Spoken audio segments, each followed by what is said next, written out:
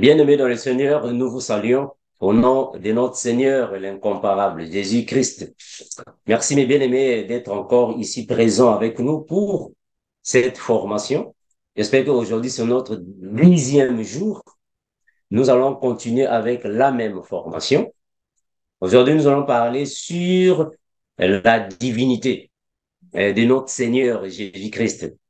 J'espère que dernièrement, j'avais déjà donné la première partie de la divinité et je crois que vous l'avez suivi.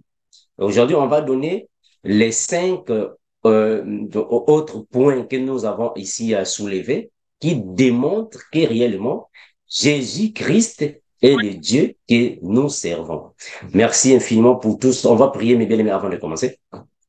Incomparable Père, nous te remercions infiniment, Seigneur Jésus-Christ, toi qui fortifies tes enfants. Merci de ce que tu as voulu que nous soyons encore ici avec mes frères pour partager ta parole. Béni garde, Père, aide-nous de la comprendre et de marcher avec. Sois avec nous, Père, comme tu as toujours été avec nous, Père, depuis l'éternité. Garde, protège ton puissant nom, nous allons se prier et nous disons Amen. Merci, mes bien-aimés, d'être là. Je salue le frère Ruben. Merci pour ta présence. Merci, le frère Simpson.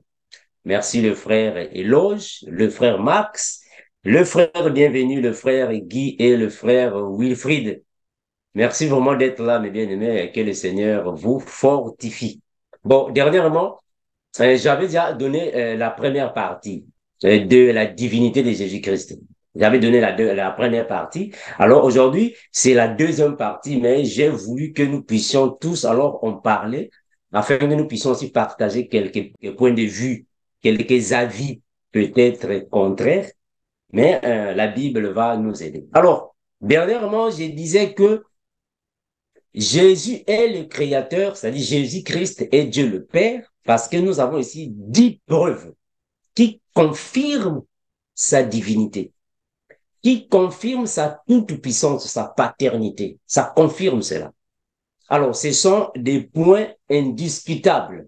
Vraiment, à moins que vous soyez seulement quelqu'un qui a un mauvais sens des Écritures pour contester à ces points ici.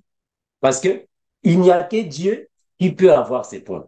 Premièrement, j'ai parlé sur le monopole de la création. Il est l'unique. Nous n'avons pas deux créateurs. Il y a un seul créateur. Et Jésus a réellement ses capacités. On l'avait démontré.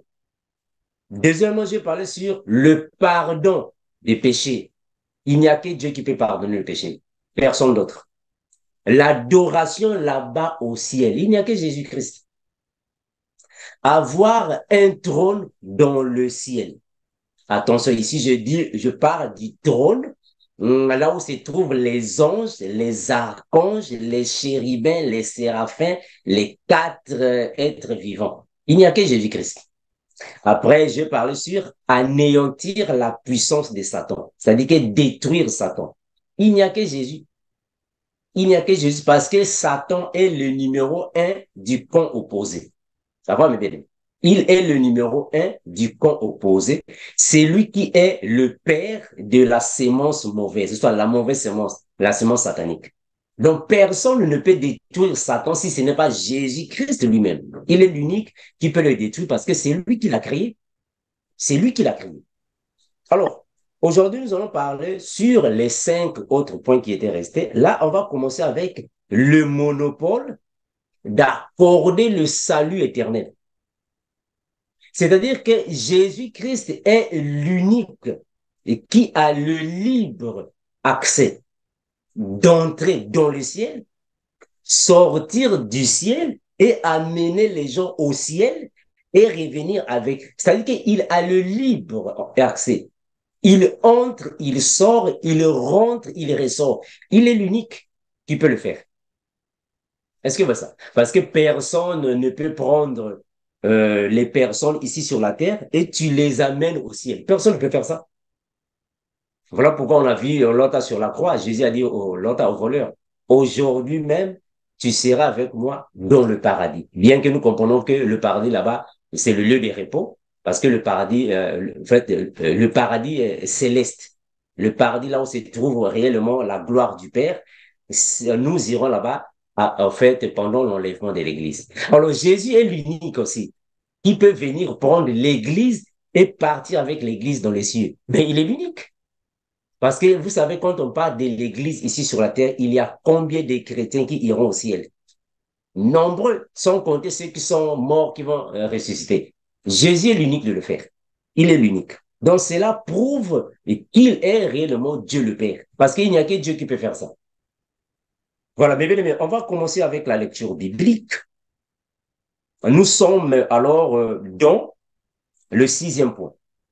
Alors, on va parler sur le 8e point qui est le pouvoir de libérer les captifs.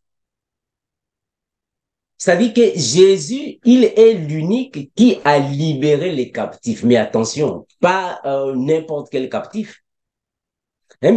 Parce qu'il y a, en fait, il y a eu plusieurs personnes qui ont libéré les captifs. Hein. Même Moïse, il a libéré les captifs, les enfants d'Israël.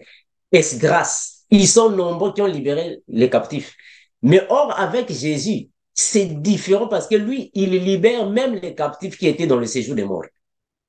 Est-ce que vous voyez le degré de Jésus, le niveau de Jésus? Les captifs qui étaient dans le séjour des morts, il va les libérer. Donc, il n'y a que Dieu qui peut faire des choses comme ça. Et le dernier point que nous avons ici, l'autre point, c'est le monopole de juger tous les vivants sur la terre. Et après, nous avons l'égalité de Dieu le Père. Il n'y a que Jésus qui l'a. Alors, mes frères, on va lire quelques versets bibliques. Prenons d'abord le monopole d'accorder le salut éternel. Nous sommes dans Ésaïe. Frère Éloge, si tu peux nous aider avec la lecture biblique, nous sommes dans Ésaïe. Ésaïe 43, le verset 11. Ésaïe 43, le verset 11. Qu'est-ce qu'on nous dit là-bas? Lisons la parole du Seigneur dans Isaïe 43, verset 11. La parole déclare, c'est moi qui suis l'Éternel, et à part moi, il n'y a point de sauveur. Amen. Ah, gloire à Jésus, amen. Mais regardez que le Seigneur est en train de dire que c'est lui qui est le sauveur, le Seigneur. Hors de lui, il n'y a plus d'autre sauveur. Attention. Ici, c'est le sauveur avec S majuscule.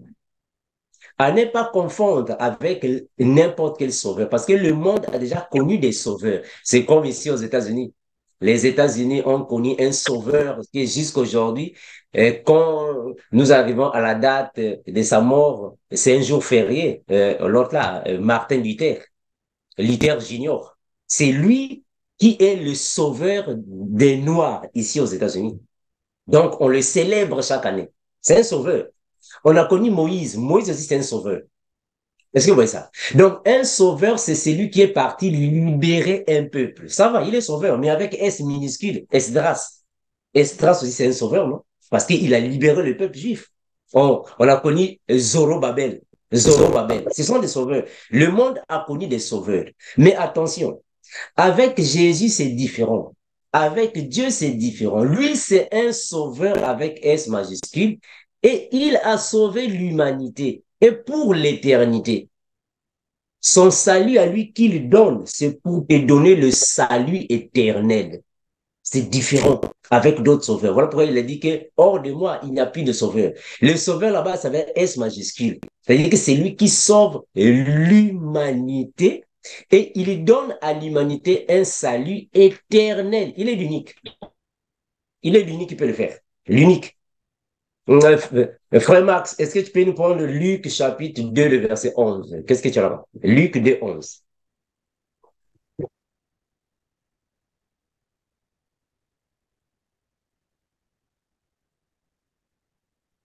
Luc 2, 11. Luc 2, 11. J'ai lu au Mhm. nom du Seigneur. Amen.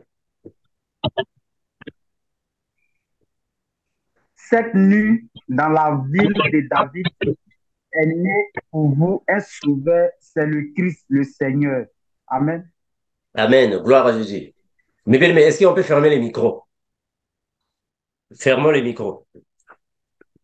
Donc, mes bien-aimés, ici déjà, nous comprenons que le sauveur que nous avons, c'est Dieu.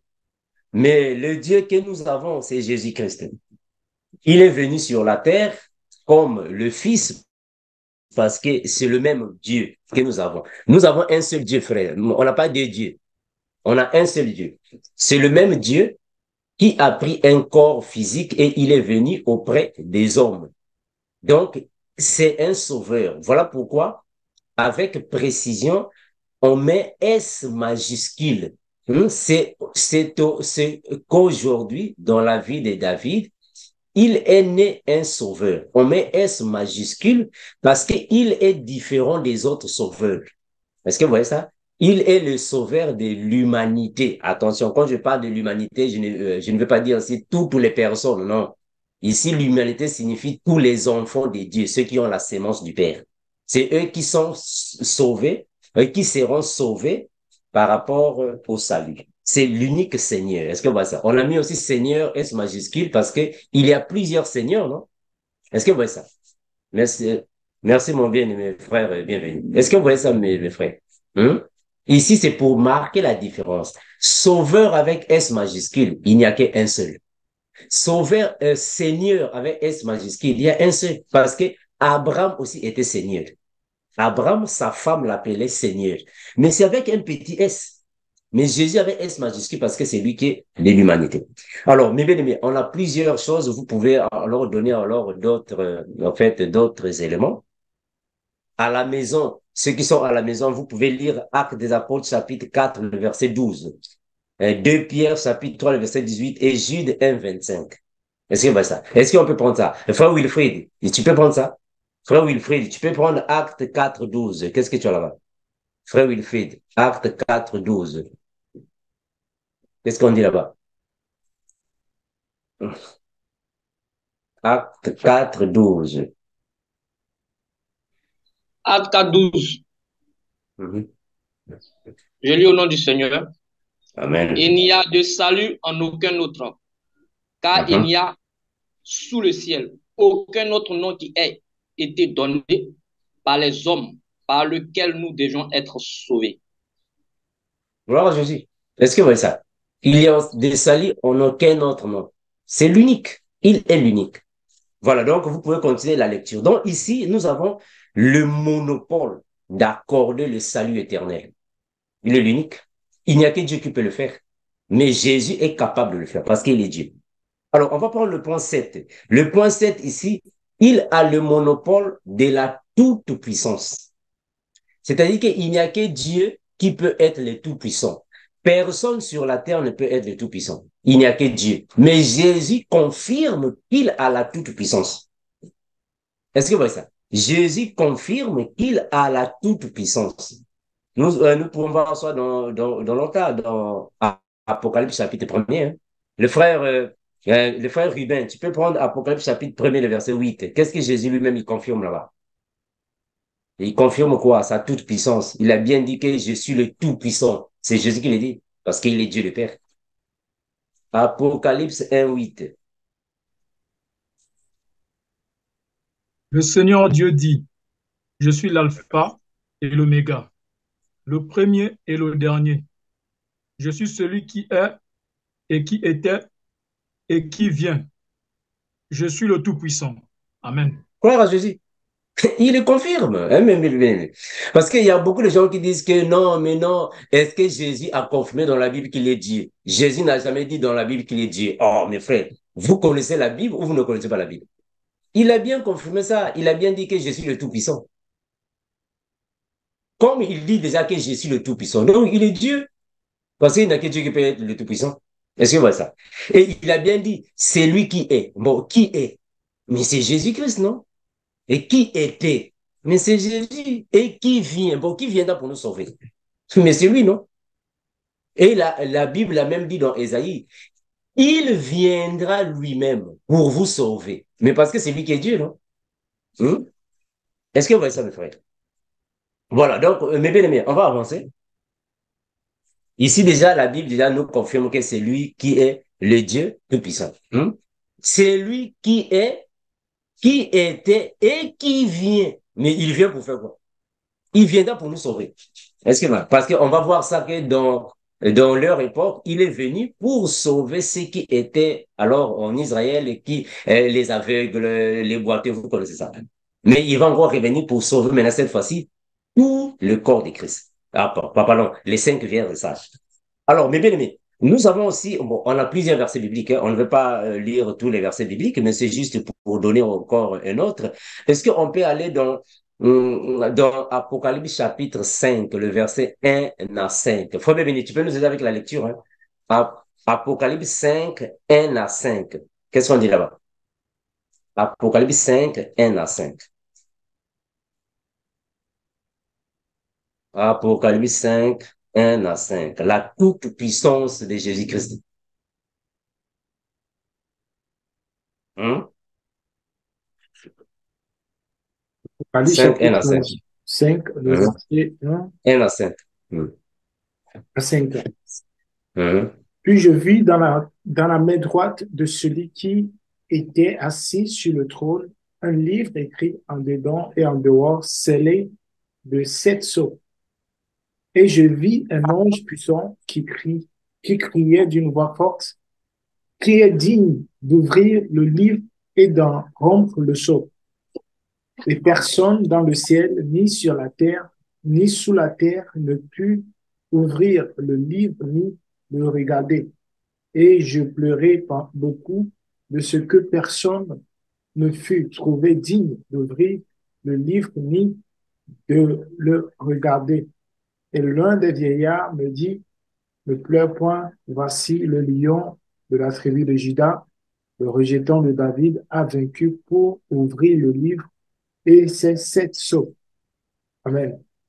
Amen. Gloire à Jésus. Merci, Frère Béni. Tu peux enlever l'écran. Voilà, mais pardon, la Bible. Est-ce que vous voyez ça, mes frères? J'espère que il y a beaucoup de frères et sœurs qui m'ont posé la question au fait, ce passage-là, mais je vais revenir pour en décortiquer quand je serai seul. Mes frères, ici déjà, nous démontre la toute-puissance de Jésus-Christ. Parce que c'est le lion de la tribu de Juda qui est capable de déceler les 7 sceaux. Il est l'unique. Parce qu'il a la toute-puissance. Mais le lion de la tribu de Juda, c'est qui? Mais c'est Jésus-Christ, non? Est-ce que vous voyez ça? Il est l'unique qui peut déceler les 7 sceaux. Personne, que ce soit dans les cieux, sur la terre et sous la terre, personne ne peut déceler les 7 sceaux. Le lion est l'unique. En d'autres termes, Jésus-Christ est l'unique parce qu'il a la toute-puissance. Donc, cela nous démontre déjà la toute-puissance de Jésus-Christ. Je vais revenir quand je serai seul pour décortiquer ce passage biblique. Voilà, donc là-bas aussi, c'est la toute-puissance de Jésus-Christ. Il est incomparable. C'est la toute-puissance. Donc, mes bien-aimés, on peut évoluer. Alors, on va prendre en fait, d'autres versets bibliques que vous pouvez lire à la maison. Apocalypse 10, 1 à 4. J'aimerais qu'on lise ça. Voilà, afin que, voilà. Le frère Simpson. Frère Simpson, tu peux lire? Ok. Apocalypse chapitre 10, le verset 1 jusqu'à 4. Qu'est-ce qu'on a dit là-bas? Ça démontre la toute-puissance de Jésus-Christ. Parce qu'il est incomparable. Vas-y, mon frère. Je vis un ange puissant qui descendait du ciel, enveloppé d'une nuée. Au-dessus de sa tête était l'arc-en-ciel, et son visage était comme le soleil, et ses pieds comme des colonnes de feu. Il tenait dans sa main un petit livre ouvert. Il posa son pied droit sur la mer et son pied gauche sur la terre.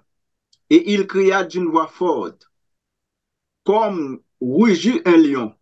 Quand il cria, les 7 tonnerres firent entendre leur voix. Et quand les 7 tonnerres eurent fait entendre leur voix, j'allais écrire. Et j'entendis du ciel une voix qui disait, scelle ce qu'ont dit les 7 tonnerres et ne l'écris pas. Très bien. Voilà, mais on va enlever ça. Frère Bémini, merci pour la Bible. Donc, ici aussi, il démontre la toute-puissance de Jésus-Christ. Donc, c'est le lion qui est le tout-puissant. Je vais revenir pour décortiquer ces versets bibliques. Vraiment, ce n'est pas vraiment, en fait, le temps pour en parler en profondeur. Je vais revenir, je vais décortiquer ces passages bibliques-là.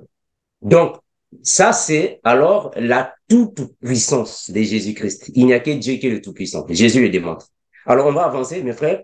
Le point 8 ici, c'est le pouvoir de libérer les captifs du séjour de mort. Attention.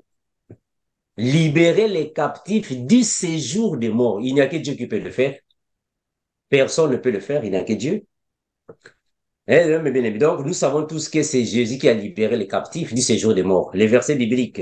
Vous pouvez lire Jean 14, 3, Apocalypse 12, 11. Non, pardon. Colossiens 2, 15. Colossiens 2, 15. Colossiens 2, 10. Voilà, si nous pouvons le lire, c'est pas tellement nombreux. Frère Philippe, est-ce qu'on peut prendre Colossiens 2, 15? Qu'est-ce qu'on dit là-bas? Frère Philippe, tu me reçois? Colossiens 2, 15. Alors, le frère Philippe a un problème de connexion.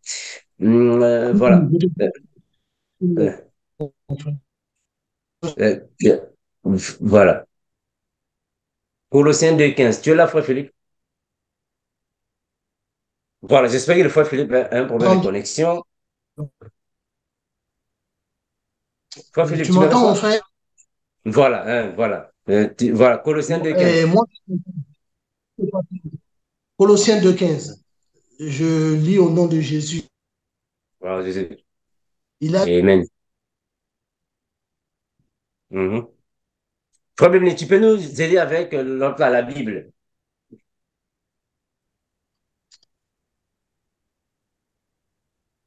Colossiens 2, 15.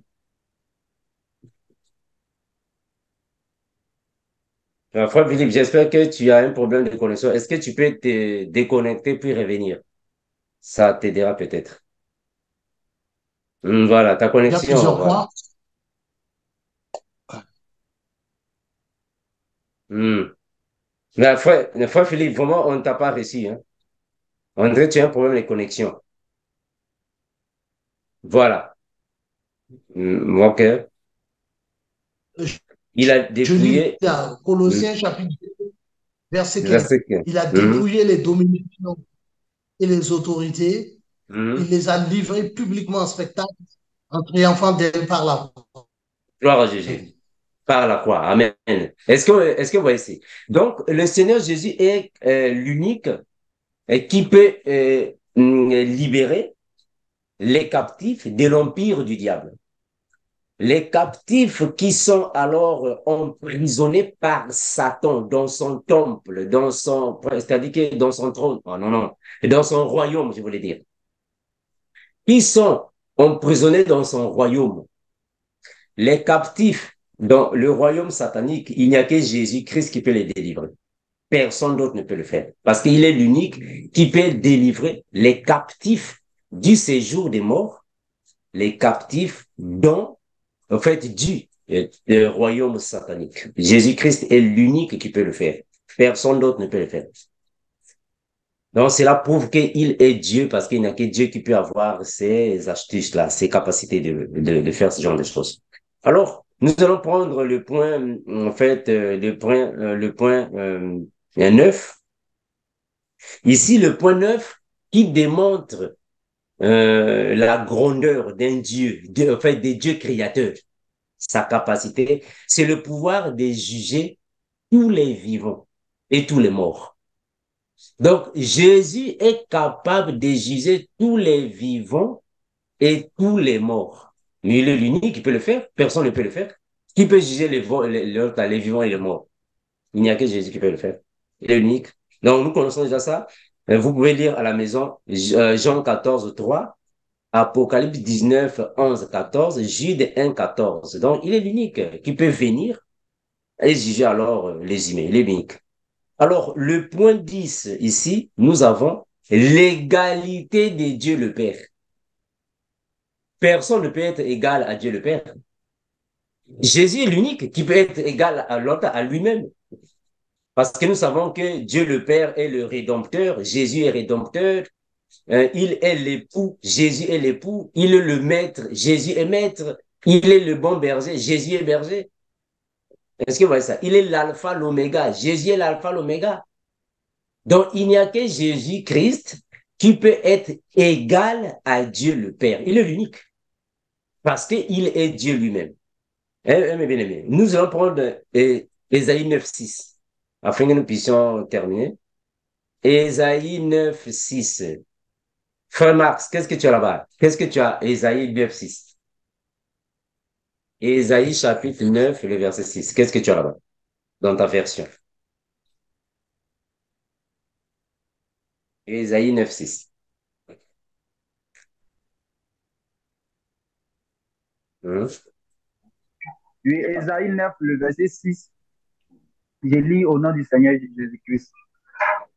Il doit entendre son autorité et assurer une paix sans fin. Il occupera le siège royal de David et régnera sur son empire pour l'affermir et le maintenir, son établissant le droit et l'ordre de Dieu, dès à présent et pour toujours. Voilà ce que fera le S'il vous Seigneur. plaît, mes bien-aimés, les micros. Voilà. Frère Max, prends aussi le verset 5. OK. S'il vous plaît, mes bien-aimés. Frère Béni, est-ce que tu peux nous aider? Il y a des micros là qui sont ouverts. Isaïe 9, le verset 5. Je lis au nom du Seigneur Jésus-Christ. Amen. Car un enfant nous est né, un fils nous est donné, Dieu lui a confié l'autorité, on lui donne ses titres, conseiller, merveilleux, Dieu fort, Père pour toujours, prince de la paix. Il doit entendre son autorité et assurer une paix sans fin. Il occupera le siège royal de David et régnera sur son empire pour l'affermir et le maintenir en établissant le droit et l'ordre de Dieu dès à présent et pour toujours. Voilà ce que fera le Seigneur de l'univers dans son ardent amour. Amen. Amen. Gloire à Jésus. Merci, mon bien-aimé. Donc, mes frères, merci, frère béni. Nous avons alors les capacités en fait, de Jésus-Christ égaux, ou soit égales, les capacités égales à celles de Dieu le Père. Il est l'unique. Jésus est l'unique qui peut être égal à Dieu le Père parce que il est Dieu le Père lui-même. Mes frères, Dieu le Père est égal à lui-même. Dieu le Père est égal à lui-même. Voilà pourquoi le Père est égal au Fils. Le Fils est égal au Père parce que c'est lui-même. Est-ce que vous voyez ça? Donc, Jésus-Christ est réellement Dieu le Père parce que les capacités qu'il a, les compétences que Jésus a, il n'y a que Dieu le Père qui peut les avoir, personne d'autre. Un prophète ne peut pas avoir ça, même pas un archange ne peut pas avoir ça. Même un chérubin, il ne peut jamais avoir ça.